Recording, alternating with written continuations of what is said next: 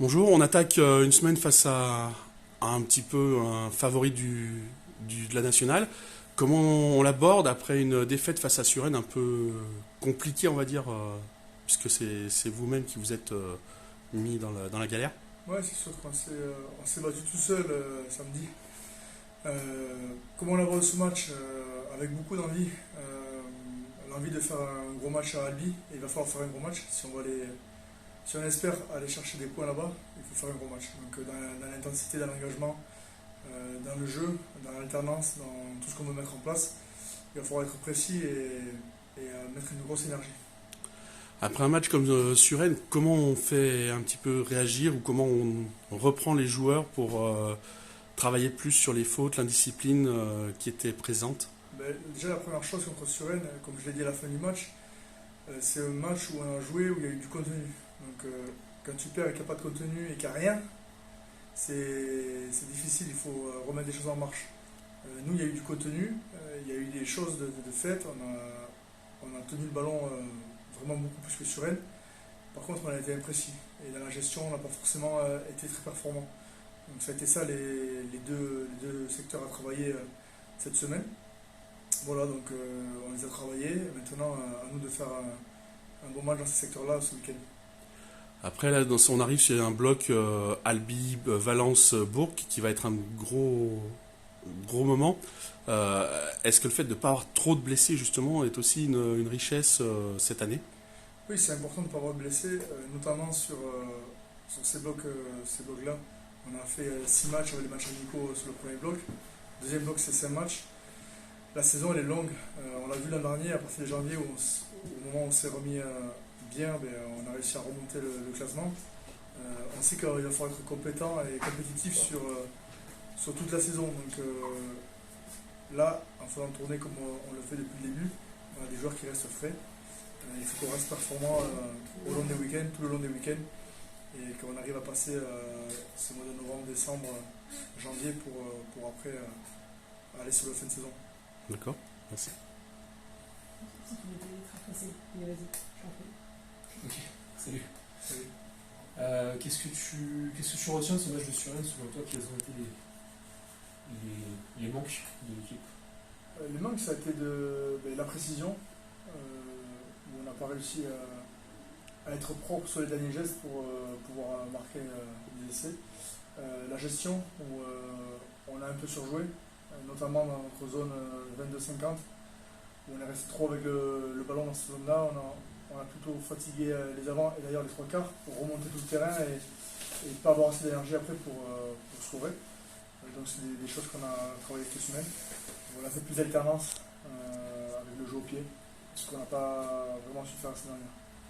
Est-ce que cette défaite dans ton plan de jeu, dans ton management, dans la gestion des effectifs, ça change beaucoup de choses ou pas finalement? Pas forcément parce que comme je le disais auparavant, il y a une saison qui est longue, c'est 11 mois, on a commencé en juillet, on finira en juin, donc il faut gérer ces choses-là. On ne regarde pas à demain, si on regarde à demain, on fait jouer 23 joueurs et on reste à 23 joueurs. Sauf que la saison elle est longue, il y a des blocs qui sont costauds, la nationale augmente chaque année, donc il faut qu'on soit intelligent et qu'on arrive à être compétitif et en même temps être compétitif sur toute la saison. Je crois que tu as deux joueurs, il y a Nico à 4 minutes et Chris qui encore n'est pas loin, mais derrière tu as des temps de jeu relativement satisfaisants, je veux dire en termes de volume. Tu dois être satisfait de ça, d'avoir su un peu manager les hommes. Ouais, on est obligé parce qu'on sait que si on ne les manage pas, il va y avoir des blessures qui vont durer 7 mois. Donc on n'a pas trop envie. Notamment avec des joueurs comme Nico Caché, comme tu dis, qui a joué plus de 400 minutes. À un moment donné, il faut les préserver parce que si on le veut performant, en tout cas qu'il reste performant, il ne peut pas jouer tous les matchs. Ça c'est clair et net. Donc c'est à nous de les préserver. Il y a des joueurs qui sont aussi plus anciens qu'il faut préserver et qui seront très bons sur les matchs qu'ils joueront, mais qui ne devront pas jouer tous les matchs. Donc ça, c'est super important. Et c'est pour ça qu'il faut regarder à 2, 3, 4 mois pour avoir une gestion d'équipe, c'est clair. Tu parles des blessures justement, on peut faire un petit point. Est-ce qu'il y a des retours de blessures ou des nouveaux blessés? Kevin Chedouard qui revient. Donc on est tous contents qu'il revienne. Il avait fait une super saison l'an dernier. En tout cas, il était monté en gamme tout au long de la saison. il va falloir qu'il reprenne ses repères. Donc voilà, lui il a une grosse envie. Donc les choses qui ne seront pas parfaites seront compensées par l'envie et voilà, l'envie de se défoncer surtout. Kevin en chasse un autre finalement, quasiment sur le même profil de joueur en plus. Rivoire a plus de mains, mais. Ouais, pas tout à fait le même profil, c'est plus un gratteur, Kevin, et un peu plus de mains comme tu as dit. Et Kevin Chodor, c'est un mec qui plaque et qui peut plaquer, faire 20 plaquages par match, qui a une grosse activité, qui a un cardio énorme, qui couvre beaucoup de terrain. Donc ils ne sont pas tout à fait différents, mais c'est un profil qu'on a besoin, donc c'est très bien qu'il rentre maintenant. J'y allais dans quel état d'esprit à Albi, parce que la saison dernière, on sait que c'est toujours un favori de ce championnat. Ouais. Ils ont des points forts l'année dernière c'était la touche, là en mêlée visiblement ils marchent bien. Ouais, l'année dernière c'était la mêlée la touche, ils ont toujours leur défense. C'est une équipe qui est très costaud, peut-être une des plus denses des championnats, clairement, surtout devant. Derrière ils ont aussi des très bons joueurs. Donc ça va être un gros match. Il va falloir vraiment mettre de l'engagement, être propre, précis, avoir une bonne gestion aussi de notre match, ça va être important. Qu'est-ce que vous apporte des joueurs comme Gascou, dont un des points forts est la touche, et John Poku qui est grand, donc forcément ça joue aussi dans ce domaine-là? Oui, il est grand, il est massif aussi, il fait quand même 122 kg. Donc 122 kg, pour la mêlée, c'est toujours bon. En touche, ça amène de la grandeur, hein, donc c'est un peu plus facile d'avoir les ballons. On a des profils aériens comme Kevin Chodor aussi, ou Théo Kos, ou Ben Rabatel, qui sont capables de prendre pas mal de ballons. Donc oui, ça amène de l'intelligence aussi sur la touche, parce que Robin c'est un leader touche.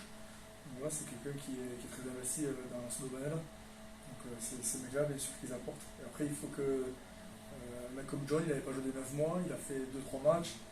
Il est en train de rentrer dans l'équipe, il faut qu'il retrouve ses performances et il va les retrouver. C'est pas mauvais ce qu'il fait, mais il peut faire beaucoup mieux et il va lui falloir un petit peu de temps. Mais on sait qu'il va revenir à son vrai niveau. Tu es satisfait du rendement de ton équipe sur la conquête? Ouais, sincèrement, on peut améliorer des choses, on est en train d'améliorer des choses. On peut améliorer, on peut toujours améliorer. En mêlée, on est pas mal. Il manque aussi un mec comme Rosso qui est absent depuis un moment, qui s'est refait un petit peu mal, qui lui amène une vraie stabilité aussi à la mêlée parce que c'est un mec de mêlée.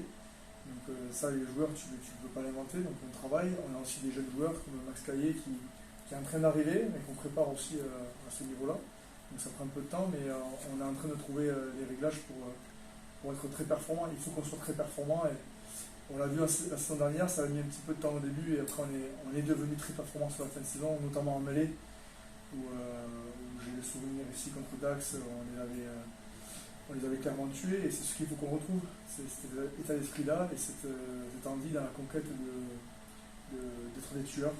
C'est la même chose pour les trois quarts. Il faut, quand je disais, je parle de précision, il faut quand on arrive à l'événement, à un moment donné, on fait une sautée, mais non, il faut jouer les coups, il faut aller et y être, quoi, et être puncher et tueur. Donc on est capable de le faire, c'est ça qu'on doit améliorer aussi. Sur la touche aussi, tu es satisfait? Ouais, je suis satisfait, on est capable de faire mieux. On a pu le voir le week-end dernier sur l'alternance, où on a eu par moment trop de touches de plus un par exemple. On est capable de faire mieux, d'être un peu plus intelligent. On a les profils aussi pour contrer et avoir peut-être plus de ballons sur les défensifs, même si on est performant, on est capable encore de monter, et ça les joueurs ils en sont conscients. Donc c'est quelque chose qu'il faut qu'on aille toucher du bout du doigt au fur et à mesure des matchs qui arrivent. Donc on continue à travailler et on va y arriver, c'est sûr. Donc c'est le travail payé, donc on travaille. Un dernier mot hors match, l'ailier fidjien Rokua, on a des nouvelles? Il n'est pas encore là, comme tu l'as vu, donc il devrait arriver rapidement. C'est toujours un problème de visa. C'est ça qui fait qu'il n'est pas encore arrivé, donc on est à l'attente pour l'instant. Le dossier n'est pas clos? On ne passe pas tout à fait encore, donc on attend d'avoir des nouvelles. Incessamment sous peu.